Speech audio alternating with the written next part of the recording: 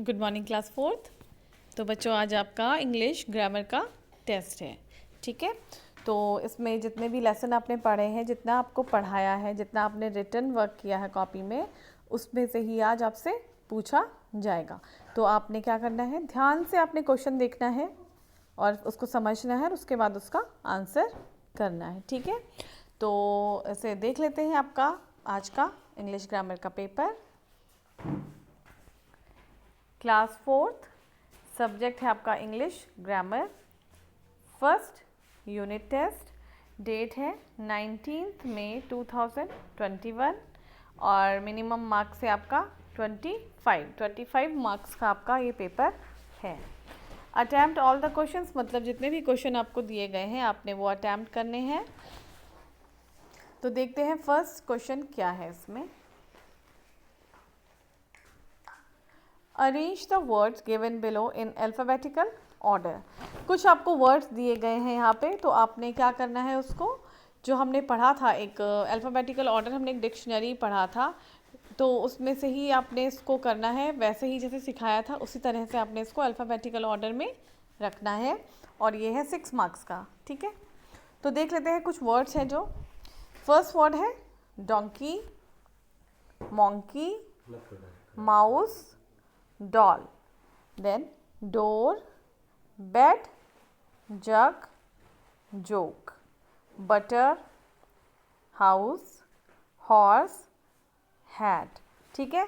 तो आप देख रहे हैं एक लाइन में 4 वर्ड्स आपको दिए गए हैं, तो आपने क्या करना है, इन्हीं वर्ड्स को ऐसे ही आपने लाइन में ही, चाहे आप इसके सामने लिख लें या चाहे इसके नीचे लिख लें आप, ठीक है। जैसे आपको दिया है donkey, then monkey, then mouse, then doll, तो आपने क्या करना है, इसी के ही नीचे पहले आप डोंकी लिखेंगे, मोंकी लिखेंगे, माउस लिखेंगे, डॉल लिखेंगे और फिर उसी के ही नीचे वाली लाइन में आप इनको अल्फ़ाबेटिकल ऑर्डर में अरेंज करेंगे, ठीक है। उसी तरह से दिया है आपको सेकंड लाइन में डोर, बेड, जग, जोक। फिर आपने क्या करना है, ये वर्ड्स उतारने हैं और फिर उसी लाइन के नीचे से है आपने इनको अल्फ़ाबेटिकल ऑर्डर में अरेंज करके लिखना है। लास्ट थर्ड लाइन में दिया है आपको बटर, हाउस, हॉर्स, हैट। फिर से आपने वर्ड्स उतार के इसी के नीचे ही इसको अरेंज करके अल्फ़ाबेटिकल ऑर्डर में लिखना है, ठीक है। सेकंड है write down the definition of noun and pronoun. आपको पढ़ाया था नाउन और प्रोनाउन आपको पढ़ाया है, तो आपने नाउन और प्रोनाउन की क्या लिखनी है, डेफिनेशन लिखनी है, जिसे हम हिंदी में बोलते हैं परिभाषा और इंग्लिश में डेफिनेशन। नाउन क्या होता है, देन प्रोनाउन क्या होता है। एक लाइन में नाउन की डेफिनेशन लिखनी है और दूसरी लाइन में प्रोनाउन की डेफिनेशन लिखनी है। और इसका जो मार्क्स है वो है 6 मार्क्स, मतलब 3 मार्क्स के नाउन की डेफिनेशन, 3 मार्क्स प्रोनाउन की definition. Then we come to the question number 3. Underline the noun, comma, pronouns and adjectives in the following sentence. और ये है आपका 5 मार्क्स का, ठीक है। आपको मैंने कुछ सेंटेंस दिए हैं, ठीक है, 1 2 3 4 5 सेंटेंस दिए हैं आपको। और आपने क्या करना है, आपने अंडरलाइन करना है नाउन और आपने फिर उसको अलग से ऐसे करके आप बना देंगे, एक कॉलम बनाएंगे आप नाउन का, चाहे आप एन लिख लें, एक कॉलम बनाएंगे आप प्रोनाउन का और एक कॉलम बनाएंगे आप एडजेक्टिव का, ठीक है। तो नाउन के नीचे आप नाउन वाला जो वर्ड है वो लिखेंगे, प्रोनाउन के नीचे आप प्रोनाउन का वर्ड लिखेंगे और एडजेक्टिव के नीचे आप एडजेक्टिव का वर्ड लिखेंगे, ठीक है। तो फर्स्ट इसमें देख लेते हैं। फर्स्ट है इसमें a, the sun shines in the morning. Sun shines in the morning, मतलब जो सूरज है वो कब करता है, कब चमकता है, मॉर्निंग में। The sun shines in the morning, इसमें कौन सा नाउन है, कौन सा प्रोनाउन है और कौन सा एडजेक्टिव है, आप इस तरह से ही करेंगे। आगे चलते हैं। बी वर्ड है Delhi is the capital city of India. Delhi is the capital city of India, इसमें कौन सा नाउन है, कौन सा प्रोनाउन है, कौन सा एडजेक्टिव है, ठीक है। See, babies cry because they are hungry. Babies रोते हैं क्योंकि वो क्या रहते हैं, भूखे रहते हैं। तो babies cry because they are hungry में कौन सा नाउन है, कौन सा प्रोनाउन है, कौन सा एडजेक्टिव है।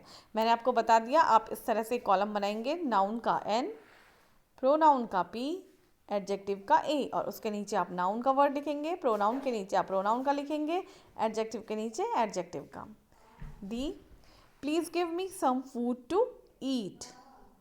Please give me some food to eat में कौन सा नाउन है, कौन सा प्रोनाउन है, कौन सा एडजेक्टिव है, आपने बताना है। E, my sister live in a big house. My sister live in a big house में कौन सा नाउन है, कौन सा प्रोनाउन है, कौन सा एडजेक्टिव है। ठीक है, आपको पता है नाउन किसे कहा जाता है, प्रोनाउन क्या होता है और एडजेक्टिव क्या होता है। ठीक है, तो ये है आपका third question. Then we come to the fourth question. Name the 8 parts of speech. मैंने आपको पढ़ाया था पार्ट्स ऑफ स्पीच, तो 8 पार्ट्स ऑफ स्पीच कौन से हैं, आपने उनके नेम लिखने हैं। ठीक है, 8 पार्ट्स ऑफ स्पीच कौन से हैं, आपने उनके नाम लिखने हैं, और ये है आपका 4 मार्क्स का। Then we come to the fifth question. Name the parts of speech of. आपको कुछ वर्ड्स दिए हैं, तो आपने बताना है इनमें से जो वर्ड्स हैं ये कौन से पार्ट्स ऑफ स्पीच हैं। ठीक है, और ये है आपका 4 मार्क्स का, 1 मार्क फॉर ईच क्वेश्चन। तो ए मैंने आपको दिया है यू, और उसके आगे मैंने ब्लैंक किया है, तो आपने यहाँ पे लिखना है उसका पार्ट्स ऑफ स्पीच। क्या ये नाउन है, क्या ये प्रोनाउन है, क्या ये एडजेक्टिव है, क्या ये जो जो आपको पता है वो आपने लिखना है। ठीक है। बी, लिटिल कॉमा काइंड, यहाँ पे आप इसका पार्ट्स ऑफ स्पीच लिखेंगे। See, toy comma baby comma fairy, इसमें कौन सा पार्ट्स ऑफ स्पीच है आप यहाँ पे लिखेंगे। डी, डी में दिया है आपको AND, एंड कौन सा पार्ट्स ऑफ स्पीच है आपने बताना है। ठीक है, तो ये है आज आपका पेपर, जिसे आपने करना है बहुत ध्यान से, और आप चीटिंग बिल्कुल भी नहीं करेंगे।